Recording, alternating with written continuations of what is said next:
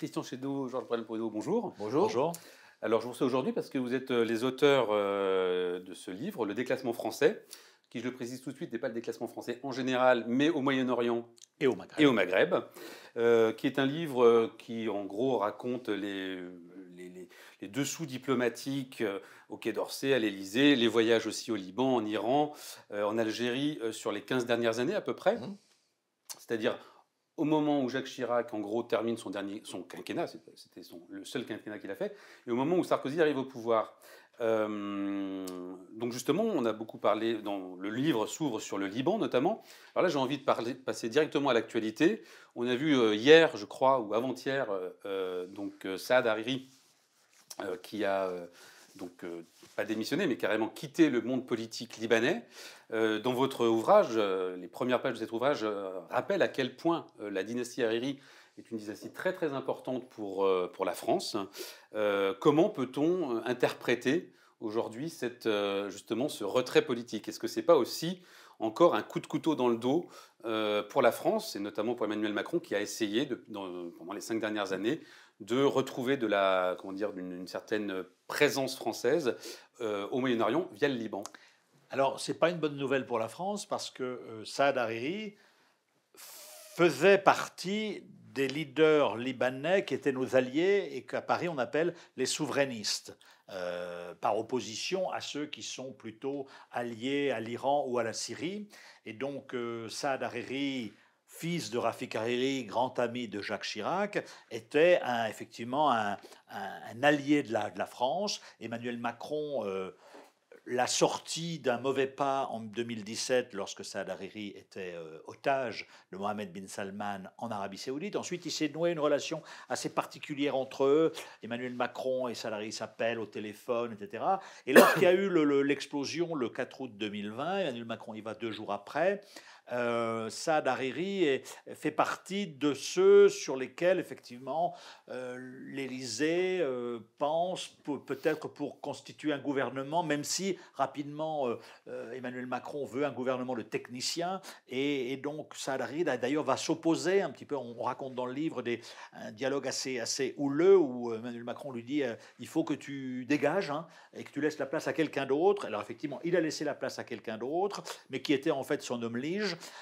Mais ce départ, ce retrait de la scène politique de Saad Hariri, derrière lui, ça veut dire que les sunnites qui détiennent le poste de Premier ministre, qui est le poste important au Liban, eh bien, vont encore perdre leur pouvoir. Ils en ont perdu beaucoup avec l'assassinat de Rafik Hariri en 2005. Et depuis, les sunnites sont orphelins. Et les sunnites et Saad Hariri étaient nos alliés, effectivement, au Liban, face notamment au Hezbollah et à la partie des chrétiens alliés au Hezbollah qui sont pour un Liban plus tourné, je dirais, vers l'axe irano-syrien. Les sunnites représentaient nos alliés du Golfe. Donc, effectivement, pour la France, ce n'est pas une bonne nouvelle. Et pour le Liban, même si Saad Hariri, vous savez, il faut être honnête, c'était le fils de son père, mais c'était une figure très pâle. Et même Emmanuel Macron, qui le connaissait bien, ne se faisait aucune illusion sur Saad Hariri, qui était un héritier, mais qui n'avait aucune envergure. Vous avez dit tout à l'heure dans vos propos qu'il a dit dégage, Macron a dit dégage à Hariri, ce qui montre quand même une certaine violence dans les propos de la part du président de la République française.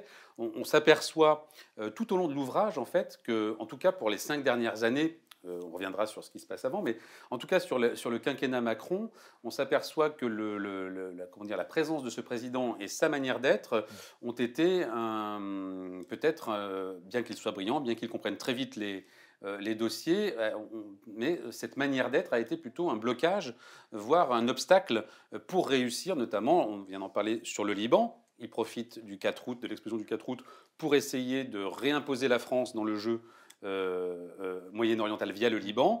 Et un an plus tard, ça fonctionne mal. Pareil pour l'Algérie, que vous connaissez bien. C'est-à-dire que Emmanuel Macron parle cash aux Français, mais il parle cash aussi à ses interlocuteurs étrangers, ses homologues.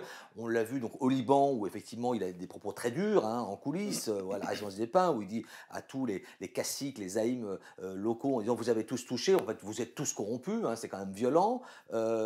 aux Algériens, il les secoue, il leur dit, écoutez, quand il voit Bouteflika, qui est quasiment presque subclaquant, quoi, en décembre 2017, sa première visite en Algérie, où il dit aux Algériens, écoutez, vous me posez des problèmes, vos jeunes, vous leur donnez pas de travail, ils viennent après m'emmerder dans mes banlieues, donc faites quelque chose. Donc il a secoué ces gens-là. Il secoue aussi le général Gaïd Salah, qui lui donne aussi une leçon de stratégie militaire au Sahel. Donc il est très direct, très franc, donc il est fougueux. Donc au début, évidemment, ça a surpris, ça a un peu même choqué hein, les interlocuteurs, sauf qu'après, évidemment, ça n'a pas débouché forcément sur des résultats. Il a plutôt fermé des portes plutôt qu'il en a ouvert. Donc c'est ça un peu le problème de la méthode Macron, c'est qu'il essaie de briser des lignes, il essaie de faire bouger les lignes, peut-être en provoquant, en se disant, si je provoque, peut-être que ça va faire bouger les choses. Et finalement, quand on regarde le quinquennat, ça n'a pas forcément fait bouger les choses. On l'a vu sur l'Algérie, sur le Liban et même sur la Libye, où il fait une conférence à la va-vite dès qu'il arrive à l'Élysée avec ses conseillers. Et finalement, ça a fait flop.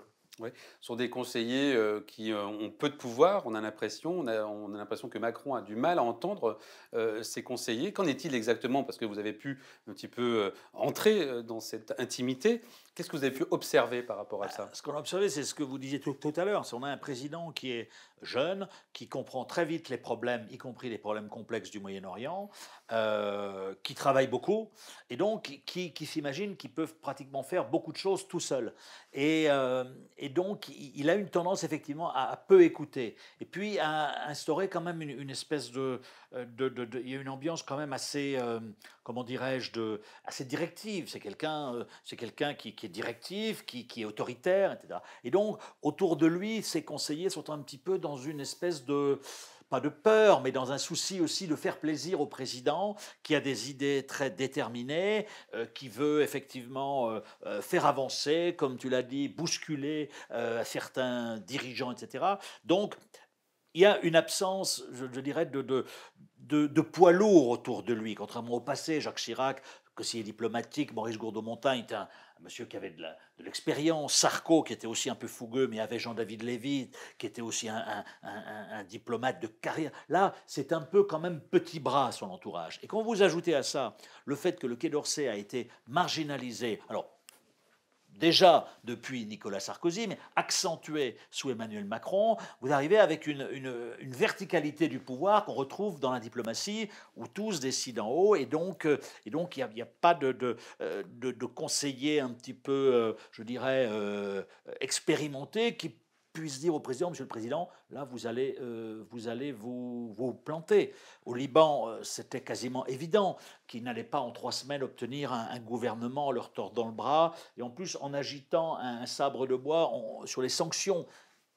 Il agite cette menace et ensuite il la rengaine. Donc face à des vieux caciques qui ont un cuir épais comme ça et qui ont souvent des gens qui ont fait 15 ans de guerre civile, voilà, il apparaît un petit peu comme ayant effectivement beaucoup de fougue, des déclarations tonitruantes, mais in fine, il ne délivre pas. Et c'est ça qui est un petit peu dommage, pour la France bien sûr. Et quelque chose, vous dites, finalement, cette manière d'être a commencé un peu sous Sarkozy, oui, concernant le Quai d'Orsay, c'est-à-dire la marginalisation du Quai d'Orsay.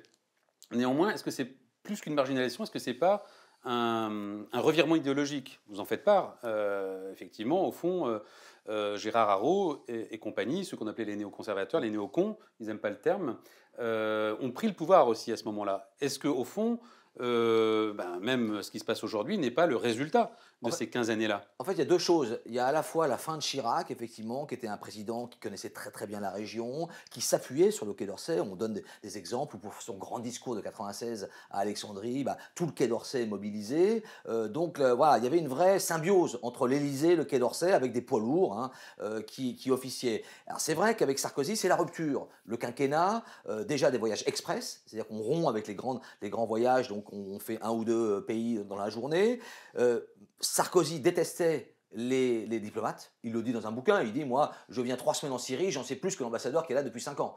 Donc il y a déjà un hiatus qui se crée, et évidemment, idéologiquement, il y a ce côté néoconservateur, atlantiste, qui va prendre, comme vous dites, le pouvoir, c'est-à-dire que Sarko va réintégrer la France dans le commandement intégré de l'OTAN, va se rapprocher très fortement d'Israël, et effectivement, il y a tous ces gens, ce qu'on appelle les néoconservateurs, qui s'appellent eux-mêmes la secte, Gérard Haraud et d'autres, qui vont effectivement irriguer de leur pensée tout le Quai d'Orsay et finalement la France qui avait une voix singulière entre les Russes, les Américains, on était au centre, on était capable de dire non aux Américains. Là, on va un petit peu rentrer dans le rang et finalement baisser de niveau, quoi. Est-ce que ça ne signifie pas que, vous venez de le dire, on s'est rapproché des États-Unis plus pro-israéliens? Est-ce qu'au fond, la France n'existait pas parce qu'elle avait ce qu'on appelait une politique arabe? Bah, alors, politique arabe, c'est un terme qui est un peu galvaudé, qui veut dire des choses, sans, voilà, mais au moins une originalité. Et Jacques Chirac, et avant lui le général de Gaulle, avait été disruptif. On dit souvent, Emmanuel Macron est disruptif, etc. Chirac l'a été en 2003 lorsqu'il s'est opposé aux Américains en Irak. Il l'avait été en 96 lorsqu'il a mis la France dans un mécanisme de sécurité régionale en prenant appui sur Hafez el-Assad le Syrien contre Israël après le massacre de Cana. Donc il y avait de la disruptivité, il y avait une voix originale. Depuis effectivement la fin du quinquennat de Chirac, bah, y a un alignement et donc il n'y a plus cette originalité. Et pour revenir sur cet aspect des néocons, sur le dossier iranien, là, on raconte par le menu que depuis 15 ans, les néocons qui trustent les principaux postes à l'Élysée, au Quai d'Orsay, pardon, qui sont des gens intelligents, puissants, etc., sont obnubilés, obsédés par la menace iranienne. Et donc, on raconte clairement, grâce à des témoignages de l'ancien ambassadeur François Nicoulot, qui avait été ambassadeur en Iran, grâce aussi à des archives qu'on a eues de rencontres entre Jacques Chirac et Hassan Rouhani, cette équipe, là, cette secte, a défié ouvertement l'autorité de Jacques Chirac et qui, finalement, dans les années 2006-2007, voulant se rapprocher des États-Unis, eh bien, a abdiqué. Mais on voit qu'il y a... Et donc, cette équipe-là, aujourd'hui, elle est encore aux manettes. Et c'est là aussi où Emmanuel Macron est assez bizarre, parce que, si vous vous souvenez, dans sa première interview en juillet 2017 à la presse européenne, il dit il faut en finir avec cette pensée néoconservatrice américaine. Et donc là, effectivement, il y a eu un tremblement au Quai d'Orsay chez les néocons qui ont réussi finalement à sauver leur peau. Et aujourd'hui, on les retrouve partout. Directeur de cabinet de Jean-Yves Le Drian, directeur de cabinet de Florence Parly, d'autres ailleurs, etc. Et donc, Emmanuel Macron, tout en étant conscient de leur pouvoir, du fait qu'il monopolise notamment sur l'Iran le discours. On a un très haut placé militaire qui a dit on aurait voulu entendre une autre petite musique, eh bien, n'est pas arrivé à ses fins et donc cette pensée néoconservatrice. Alors, ce qui est quand même extraordinaire, c'est qu'on parlait tout à l'heure de l'affaire des sous-marins australiens. Et donc, ces gens-là sont très atlantistes. Leur chef de file, Gérard Haro, etc., atlantiste, pro-israélien, anti-iranien primaire, anti-prolifération, très, très... Bon, à juste titre, peut-être. Mais Haro, a pondu un papier au moment de l'affaire des sous-marins dans un hebdomadaire concurrent en disant il faut revenir aux sources de l'atlantisme. Alors Du gaullisme. Il faut revenir aux sources du gaullisme. Oui. Alors effectivement, ça a fait rire beaucoup de gens parce que alors là, c'est s'asseoir sur tout son combat qui a été pendant 30 ans un combat en faveur de l'atlantisme. Donc effectivement, il y a cette ambivalence chez Emmanuel Macron, dire conscient que les néocons mettent des bâtons dans les roues. Et sur l'Iran, effectivement, on le voit aussi aujourd'hui avec ce qui se passe avec ce pauvre touriste, etc., qui paie aussi un peu les pots cassés de cette posture jusqu'au boutiste, de bad cop, comme disent les Iraniens dans les dernières négociations qui devraient aboutir à un accord. Mais je crois qu'il y a une forme d'impuissance finalement, c'est-à-dire que Macron arrive avec plein d'idées, plein d'énergie, et il a conscience du dérèglement de la politique française à l'extérieur, il a conscience que sous Hollande, sous Sarkozy, finalement, on a un peu baissé de niveau. Il a envie de faire des choses, il a envie de mouiller sa chemise, mais finalement, il le fait de manière désordonnée. On le voit au début, il rencontre Poutine, il fait des déclarations sur la Syrie. Voilà, il est très actif. Sur l'État profond. Sur l'État profond aussi. Et on sent qu'au bout du compte, il y a une forme d'impuissance. C'est-à-dire que toute son énergie s'est un peu diluée à cause des néoconservateurs, à cause de son comportement aussi. Donc c'est un peu dommage parce que toute cette énergie s'est un peu perdue en route, quoi. Ouais. Avant lui, donc sous Hollande, on a fait référence à AUKUS tout à l'heure, parce que l'affaire AUKUS, en tout cas c'est l'analyse que j'en fais moi, c'est que ça apparaît comme un désastre diplomatique, alors dans un temps plus lointain, ça aurait été simplement, oui, un échec économique, une défaite économique. Mais comme il y avait un récit diplomatique français, ça aurait été un peu moins grave. Est-ce qu'aujourd'hui, alors vous en faites référence dans votre ouvrage d'ailleurs, la politique arabe française s'est déplacée du Maghreb au pays du Golfe. Mais on le voit bien, ça s'est déplacé de manière très intéressée, très, à la fois voilà, vente d'armes, vente d'une certaine image de la France, le Louvre, etc. Voilà. Bon, qu'est-ce qu'on peut attendre d'une diplomatie comme ça aujourd'hui? Est-ce que ça a de l'avenir? Est-ce que ça peut permettre à la France d'exister? Je pense que grâce à ça, la France fait illusion. C'est-à-dire que, et on le dit dans le livre, c'est que militairement, on pèse encore dans la région avec plusieurs bases, ces ventes d'armes, bon, les ventes de Rafale, 80 Rafale, qui finalement compensent un petit peu AUKUS. Mais c'est vrai qu'une diplomatie ne se réduit pas à des ventes d'armes et à des contrats, et des accords de défense. Et donc c'est un peu l'arbre qui cache la forêt. C'est-à-dire que oui, on compte, on est une puissance nucléaire, on a ce droit de veto au Conseil de sécurité de l'ONU, mais on est j'allais dire, en recul un peu partout. Et les gens ne nous écoutent plus. La francophonie est en recul. Sur l'économie, c'est pareil. Donc, sur la Syrie, on a fait une croix. Enfin, donc, il y a beaucoup de trous dans la raquette. Quelqu'un me disait, mais qu'est-ce que pèse maintenant la France au Maghreb, par exemple? Quelque chose de fondamental pour nous. C'est vrai qu'on a perdu le cap. On sent qu'il y a... Alors, c'est vrai qu'il y a des concurrents. Par rapport à Chirac, c'est vrai qu'aujourd'hui, il y a les Russes, il y a les Turcs, il y a les Chinois, il y a des puissances qui montent.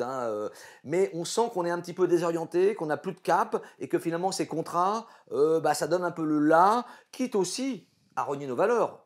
On a un chapitre sur l'Égypte, c'est-à-dire que l'Égypte devient un de nos plus gros clients en termes d'armement avec Sisi, mais en même temps, sur les droits de l'homme, on ne dit plus rien. Idem pour les Émirats arabes unis. Donc on est en plein dans nos contradictions, et qu'on on n'arrive plus à assumer finalement. Et donc, ça fait une politique finalement très brouillonne et très, comment dire, avec plein de trous dans la raquette, quoi. Oui, il y a un flou généralisé sur qu'est-ce que représente la France aujourd'hui, c'est quoi la diplomatie de la France. Mais justement, question, les droits de l'homme, on passe notre temps à finalement s'asseoir dessus. Ça devient presque un problème, voire parfois même dans certains cas de figure, on a l'impression que c'est une insulte ou que c'est plus un état, comment dire, une preuve de faiblesse plutôt qu'une valeur assumée.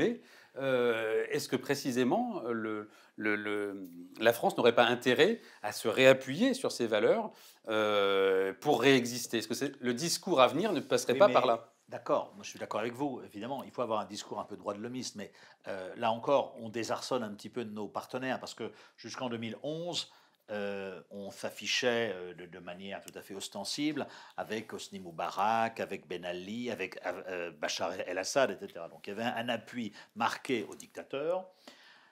En 2011, émergent les printemps arabes, et là, effectivement, pour faire oublier notre compagnonnage un petit peu dérangeant avec ces dictateurs, eh bien, on se place à la proue de la vague révolutionnaire. Et donc là, on apparaît effectivement très anti-Bachar, etc. Et surtout, on en rajoute et on se trompe dans la, comment dirais-je, dans l'analyse sur Bachar el-Assad, effectivement, qui a effectivement réprimé une grande partie de sa population et qui a commis des crimes contre l'humanité, etc. On se trompe dans l'analyse, et on impose une doxa, dire Bachar el-Assad ne va pas tomber. Il ne doit pas tomber, il ne va pas tomber. Les faits ont montré le contraire. Et donc, si vous voulez, il y a eu cette espèce, on dit, le cas syrien a été le bûcher. Il n'est pas tombé. Hein. Il n'est pas tombé. La crise syrienne, la guerre en Syrie a été le bûcher des vanités de la diplomatie française, qui s'est trompée, alors qu'on ne devait pas se tromper dans ce pays qu'on a fait avec le Liban aussi. Et ensuite, on revient avec Emmanuel Macron, justement, et c'est là où il est intéressant. Il est pragmatique, Emmanuel Macron. Quand il arrive encore en 2017, dans sa première interview, il dit « Bachar al-Assad est l'ennemi des Syriens, il n'est pas l'ennemi des Français ». Et monter au créneau de l'opposition syrienne, ses représentants, d'anciens diplomates transformés en VRP de l'opposition syrienne, ils vont à l'Élysée 2 mois après. Emmanuel Macron rentre dans le moule. Et aujourd'hui, on revient un peu à cette posture traditionnelle, donc soutien à l'Égypte, soutien aux Émirats. Donc voilà. Donc je pense qu'il faut à la fois qu'il y ait prise en compte des droits de l'homme, prise en compte de nos intérêts économiques et commerciaux, mais surtout, il faut que la France arrête de penser qu'elle peut faire tout toute seule au Moyen-Orient, arrête de dire qu'il y a un besoin de France, etc., dans cette région, arrête de propager l'image c'est pas la France, c'est les Français, c'est les responsables politiques, que nous avons un problème avec l'islam, parce que c'est vrai que vu de l'autre rive de la Méditerranée, les Arabes se disent mais les Français ont un problème avec l'islam, puisque tous les jours on leur dit l'islam égale islamisme dans la campagne électorale, etc. Donc il faut qu'on revienne à une posture plus conforme à notre réel poids, c'est-à-dire plus discrète et d'agir avec d'autres pays, l'Allemagne, l'Italie sur les dossiers. Le Liban, Emmanuel Macron, le 6 août 2020, lorsqu'il y va, très bien, il fait une très bonne première visite, il enclenche un processus de réforme et il devait rassembler autour de lui les Européens et d'autres, et non pas y aller seul et dire vous me suivrez, etc. Donc là, il faut qu'on ait moins de flamboyance, moins peut-être d'arrogance aussi, hein, et puis on comptera encore parce qu'on est un pays important, mais sur la forme, il faut un petit peu qu'on baisse d'un ton. Et pour rebondir à ce que dit Georges, effectivement aussi retrouver un peu d'autonomie par rapport aux États-Unis. Je pense qu'il y a aussi un moment clé de notre diplomatie qui a été un traumatisme au Quai d'Orsay, c'est août 2013, quand la France, le no-go de Obama, qui dit il y a des lignes rouges sur le chimique, les avions sont prêts à partir, les Anglais se couchent, les Américains finalement n'y vont pas. Et là, nous, un militaire m'a dit, donc, après la sortie du livre, on aurait pu sauver nos valeurs en disant nous, on a 7 missiles à tirer, on les tire, on revient, ça n'aurait rien changé sur le terrain, on n'aurait pas renversé Berlin, mais on aurait été, je veux dire, tout à l'heure, vous parliez des valeurs et ce qu'on veut dire, et là, finalement, on s'est couché, parce que les Américains se sont couchés, et donc, l'image, c'est quoi? L'opposition a dit, finalement, les Français, vous parlez beaucoup, mais vous ne faites pas. Bachar s'est dit, finalement, ces Français, c'est des rigolos, parce que finalement, ils suivent les Américains. Donc, on est perdant sur tous les côtés. Donc, il y a un moment donné, il y a besoin de cohérence. Et ça, je crois que c'est ce qui manque depuis 15 ans, c'est la cohérence. C'est-à-dire qu'on fait ce qu'on appelle la diplomatie des essuie-glaces, comme l'a dit Georges. On soutient les régimes autoritaires. Après, c'est la révolution, les régimes autoritaires. Demain, dans 5 ans, dans 10 ans, s'il y a des révolutions, est-ce qu'on soutiendra des révolutionnaires? Voilà, donc manque de cap. Si on compare avec les Russes, les Chinois et d'autres pays qui, eux, les Iraniens, qui, eux, ont une stratégie, une vision et un cap. Ça, c'est ce qui nous fait défaut. Et puis, comme déjà, ne pas agir en solo, croire qu'on peut tout faire tout seul. Mais ça vient aussi du fait que, vous parlez du côté pragmatique de Macron. Il semble, enfin, quand on lit ce bouquin, moi, c'est la première chose, quand j'ai refermé le bouquin, je me suis dit, mais on a un problème structurel, en fait, en France, par rapport à la diplomatie.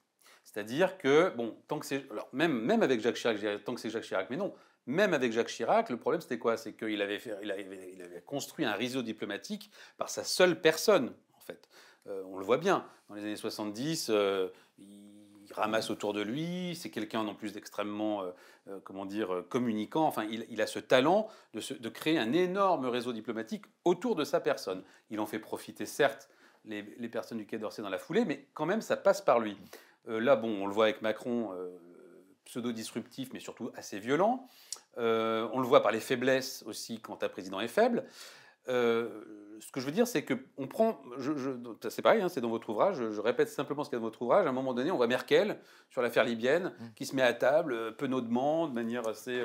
besogneuse, vas-y, je pose des questions, je comprends rien, je repose, j'ai pas honte. Et puis derrière, il y a toute l'équipe, quoi. Voilà. Moi, la question que je me pose, c'est qu'au fond, est-ce que la façon même dont fonctionne la Ve République ne façonne pas aussi une diplomatie par l'unique monsieur qui s'appelle le président de la République? C'est pas forcément la cinquième, peut-être, mais il y a une dérive justement à partir des années Sarkozy, quoi. Parce qu'avant, il y avait je veux dire, vous avez cité Chirac, mais on pourra remonter aussi du temps de Giscard d'Estaing, de Mitterrand. Il y avait une association. Mitterrand, quand il fait son voyage à Jérusalem, où à la Knesset, il appelle à la création d'un État palestinien, ça fait trembler Yitzhak Shamir et d'autres. Les Israéliens sont furieux, mais il y avait autour de lui des gens comme Jacques Attali qui étaient sensibles aux thèses israéliennes, mais il y avait aussi, comment s'appelait-il, son ministre des Affaires étrangères, là, Védrine, voilà, qui incarnait... Roland Dumas, Védrine... Oui, Roland Dumas, puis avant, qui incarnait la rue... Claude Chesson, le monde arabe, voilà. Donc, il y avait un équilibre. Là, il y a eu... Ce qui s'est passé, c'est qu'il faut bien le dire quand même, depuis 15 ans, on a eu des ministres des Affaires étrangères de qualité très moyenne. Vous parliez de Nicolas Sarkozy, qu'est-ce qu'il avait fait? Il avait nommé Bernard Kouchner, qui a été un ministre assez moyen et surtout qui était cornaqué par Claude Guéant. Ensuite, on a eu Michel Alliot-Marie brièvement, on a eu Alain Juppé qui était un bon ministre, mais sur les printemps arabes, il a un petit peu... voilà. Ensuite, Jean-Marc Ayrault, c'était pas... Voilà. Laurent Fabius tout en étant un peu orienté, avait quand même remis un peu le Quai d'Orsay. Mais il y a aussi cet aspect-là d'une présidentialisation de la diplomatie française. Et donc le résultat... Jean-Yves Le Drian était un bon ministre de la Défense, mais aux Affaires étrangères, il était un petit peu quand même, je dirais, en retrait. Un peu en retrait. Toujours ministre des Armées, finalement. Voilà. Oui, tout ça. Et donc, si vous voulez, le résultat aujourd'hui, c'est un Quai d'Orsay qui est une maison sinistrée. Et a fortiori, quand en plus Emmanuel Macron veut supprimer le corps des diplomates, et là, c'est le coup de grâce qui leur est asséné. Donc là, vous avez raison, c'est de dire qu'il y a eu tout remonte à l'Élysée, et on a une diplomatie des diplomates qui sont malheureux. Aujourd'hui, beaucoup sont malheureux, quoi. Et donc, oui, il faudrait... je pense qu'il y a des très bons diplomates qui ont des bonnes années, mais leurs papiers ne remontent pas. Et puis, je vous dis, il y a une petite musique de fond qui n'est pas bonne pour eux, quoi, qui ne leur est pas favorable. Oui, parce que le chef de l'État, c'est un peu le chef d'orchestre. Sauf qu'il faut un orchestre. Et l'orchestre, on le dit, la cellule diplomatique, c'est 12 personnes. On dit, dans le livre, il n'y a même pas un conseiller Maghreb, par exemple. C'est fondamental pour nous, le Maghreb. Maroc, Algérie, Tunis, il y a un conseiller Moyen-Orient-Maghreb qui ne gère pas. Vous avez une cellule diplomatique, c'est 12 personnes. Un Quai d'Orsay sinistré. Une DGSE aussi, on parle un petit peu des services de renseignement, qui fait aussi de la diplomatie parallèle. Oui. Donc tout ça, gère les outils. Effectivement, il y a un problème de fonctionnement des outils diplomatiques qui sont... Puis des grains de sable, comme Solaire, par exemple. Justement, Paul Solaire, c'est l'incarnation justement d'une certaine disruptivité d'Emmanuel Macron, qui sur la Libye s'est entiché de cet ancien militaire, et donc qui en a fait son conseiller, quoi. Évidemment, aux grandes dames des diplomates, donc il leur taille des croupières, etc. Et donc, d'où un peu une certaine cacophonie, une grande cacophonie sur le dossier libyen, où on a finalement on a soutenu Haftar, Sarraj, ensuite Haftar, etc., avec quelques vilaines manières que nos services ont fait aux Italiens. Donc voilà, il y a une... il y a des problèmes de structure. Des problèmes de structure et de pas de confusion des genres, mais presque d'électrons libres comme ça, comme le cas effectivement parce de que Macron ne fait pas confiance à son administration et à ces gens. Il travaille avec très peu de personnes. Il y a Alexis Collère, son secrétaire général. Effectivement, il délègue à Paul Solaire la Libye. Enfin, voilà, il travaille comme ça, mais finalement, il n'y a pas le PAC, il n'y a pas effectivement une machine, comme au temps de Chirac, encore une fois, on répète comment le Quai d'Orsay travaillait avec Gourdeau-Montagne qui faisait des missions secrètes à Damas. Voilà, il y avait quelque chose en mouvement. Là, quelqu'un nous a dit, c'est un peu la tête d'épingle sur un système qui est un petit peu, pas en fin de course, mais sous-toilé humainement, qui a des dysfonctionnements, et puis surtout qui n'a pas de cap. Donc, quand on fait des coups, où est notre vision? Où sont nos priorités? Alors, on ne le sait pas. Ce sera ma dernière question. Par rapport à tout ça, vous connaissez bien les arcanes du Quai d'Orsay, vous connaissez beaucoup de diplomates, vous en avez rencontré beaucoup pendant 25 ans. Aujourd'hui, qu'est-ce qui ressort de leur discours? Vers quoi ils pensent qu'il faut aller? Et quels sont leurs conseils, leurs désirs, leur urgence?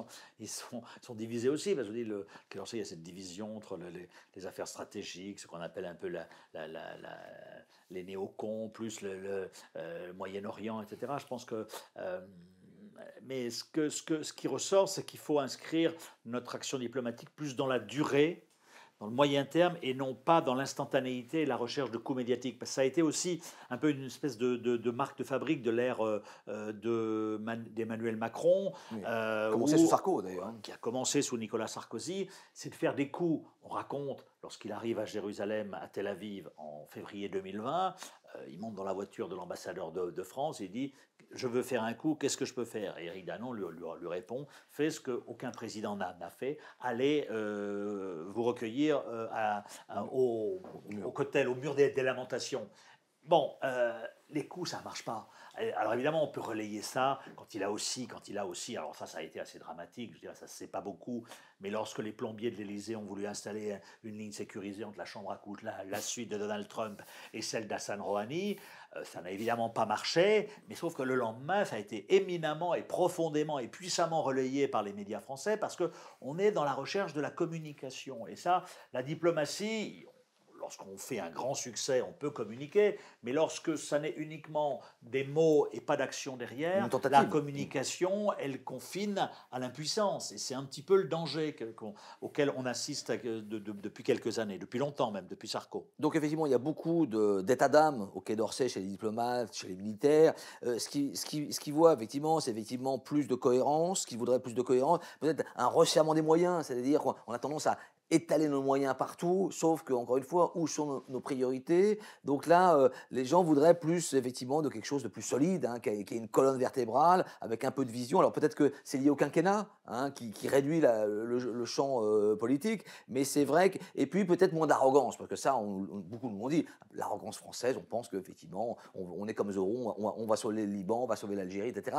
Travailler plus comment dire, en alliance. Hein. On se souvient, en 2003, on en parle dans le chapitre sur l'Iran, c'est De Villepin, la Troïka sur l'Iran, sur le nucléaire, ça marche avec l'anglais et l'allemand. Donc des choses sur l'Italie, on travaille avec les Italiens, sur la Libye, travailler avec les Italiens. Donc il y a aussi ça, être peut-être plus modeste, voilà, peut-être plus besogneux comme Angela Merkel. Ça lui a réussi parce qu'elle est restée 16 ans au pouvoir. Absolument. Allez, encore une dernière question. Alors, ce n'est pas dans votre périmètre de travail géographique, mais bon, là, on ne peut pas s'empêcher de parler de ce qui se passe, évidemment, le cas ukrainien. Comment vous analysez justement la position de Macron et du Quai d'Orsay par rapport à cette affaire? Moi, je ne suis pas spécialiste, mais on sent qu'effectivement, là, c'est un dossier qui mobilise tout le monde, hein, et que, là encore, Macron essaye de mener le lead, hein, quand il dit « je veux un chemin de désescalade avec Poutine », il y a le format de Normandie, etc. Il veut, voilà, mais est-ce que finalement, on est si leader que ça, hein, on a l'impression qu'effectivement, on fait beaucoup d'illusions, et derrière, voilà, on n'a pas forcément la main, quoi. On voit bien que la négociation se passe entre Russes et Américains. Et effectivement, on a du mal à exister. C'est aussi quand même une des leçons de cette crise, c'est que oui, l'Europe est absente de ce dossier alors qu'on est aux premières loges. Et l'Europe, ce que vous dites un petit peu aussi dans le bouquin, est-ce que c'est pas la seule porte de sortie aujourd'hui, finalement, pour un pays comme la France, c'est-à-dire réussir à faire que sa diplomatie ne soit pas que, j'allais dire, seulement française, mais au fond liée à Bruxelles, en tout cas à certains pays qui comptent, y compris d'ailleurs la Grande-Bretagne, malgré tout. Sur certains dossiers, notamment sur la Turquie. Sur la Turquie, c'est d'abord un dossier européen. Sauf que là, on l'a pris en frontal. Effectivement, on s'est fait ramasser. Hein. D'ailleurs, on a eu un vote quasiment mis en minorité à l'OTAN après l'incident du Courbet en Méditerranée contre les Turcs. Donc là, forcément, oui, sur des dossiers, on a du mal à avoir une articulation entre notre diplomatie nationale et la diplomatie européenne. Alors évidemment, parfois, la diplomatie européenne, elle est un peu plan-plan. C'est pour ça que sur des alliances avec l'Allemagne, avec les Italiens, les Espagnols, sur des pays qui comptent, voilà, là on peut faire des choses, ce qu'on appelle des troïkas ou des task force. Là, on peut être initiateur et emmener les autres. Mais si on part tout seul, ben, on se fracasse. Hein. Bien, on va rester peut-être sur cette dernière phrase. Christian Chesneau, Georges Madrou, merci beaucoup. Donc, je représente encore votre ouvrage qui s'appelle « Le déclassement français » aux éditions donc, Michel Lafon, qui est un travail très complet. C'est 25 ans de travail, hein, quand même. Et voilà. Et, merci beaucoup. Merci à vous.